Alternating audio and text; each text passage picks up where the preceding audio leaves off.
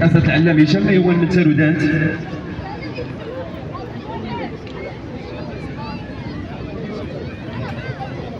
كنذكر باللي الوقفه ديال الخيل ما كتكونش اعتباطيه، فالمكانه اللي كيكون فيها المقدم من خلالها كيوجه باقي الصربه، وكذلك كتكون مسؤوليه حتى اللي كاين على الجناب ديال المقدم باش يوصل الرساله للجميع. مسؤوليه كبيره كتكون على المقدم وكذلك اللي كيكونوا بالجناب ديال المقدم. اذا شكرا للجميع، نستمروا وهي الصربه ديال جمعيه نواصي الخيل الفروسيه برئاسه العلام هشام ميوان. مباشره بعد منا غادي يكون الدور على جمعيه ايت قاسم، ثم جمعيه الاصيل فن تبوريضه وتربيه الخيول برئاسه العلام محمد بيسا.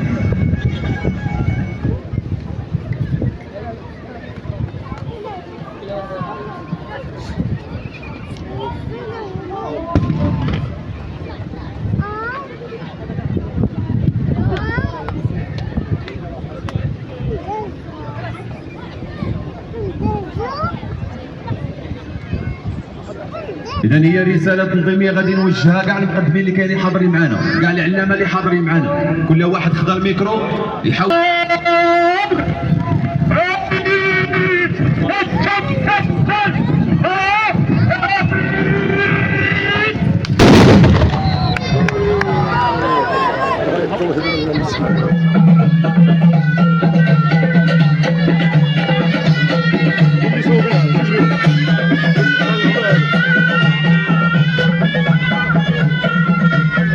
شكرا جمعية نواصي الخيل الفروسية التقليدية، جمعية نواصي الخيل الفروسية التقليدية برئاسة العلام هشام ميوان.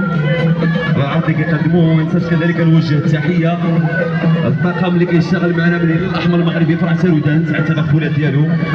مشكورين الإخوة والأخوات، مشكورة المنظمة ككل على المجهودات الكبيرة ديالها اللي كتقدم معنا. نستمروا معكم الحضور الكريم.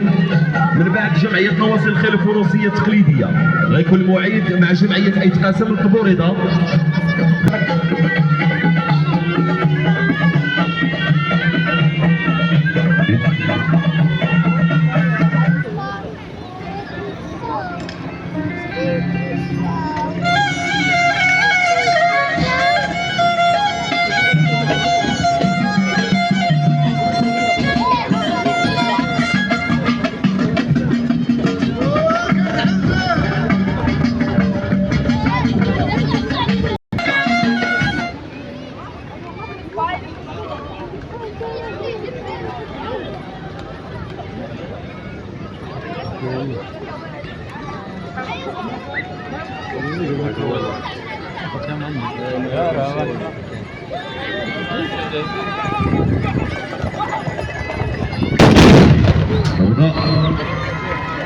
شكرا على هذه المشاركة المميزة اللي قدمتها لنا جمعية ايت قاسم الطبوريضة برئاسة العلام السي عبد العزيز خيالي من تارودانت.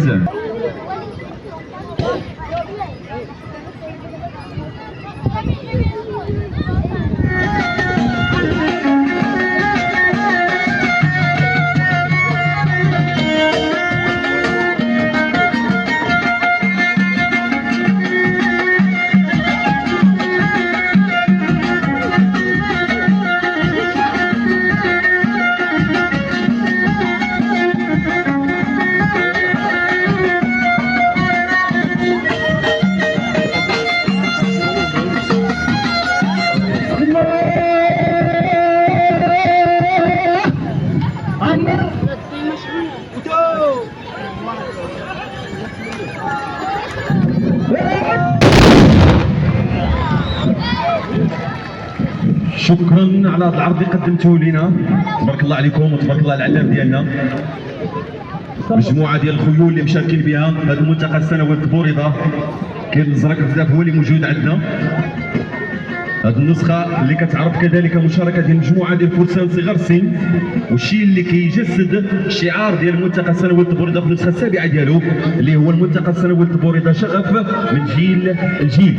فهنيئا لنا بتارودانت الفروسية برئاسة العلام سعيد الرزاق سعيد. الله يسلك الحبة والبارودة المقدم. دائما هذا هو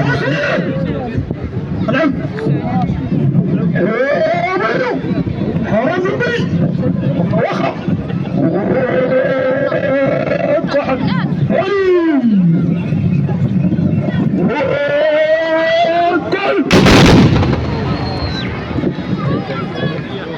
شكرا جمعية النون الفروسية برئاسة العلم عبد الرزاق سعيد مبطل العطاوية.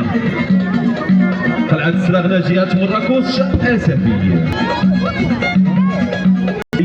الله يعرضك السلامة أنت والفرسان ديالنا.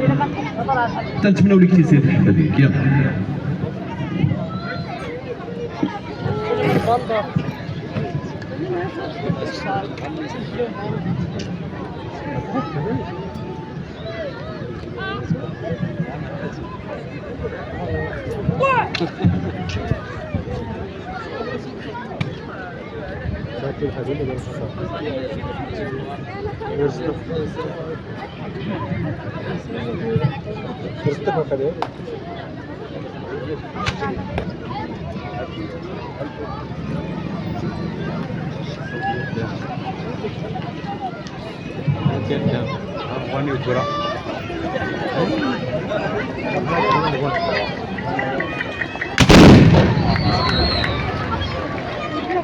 إذن هذا هو العلامة أحمد مفتاح من ولاية تيمة، جمعية مهرجان ولاية تيمة البردة والفروسية.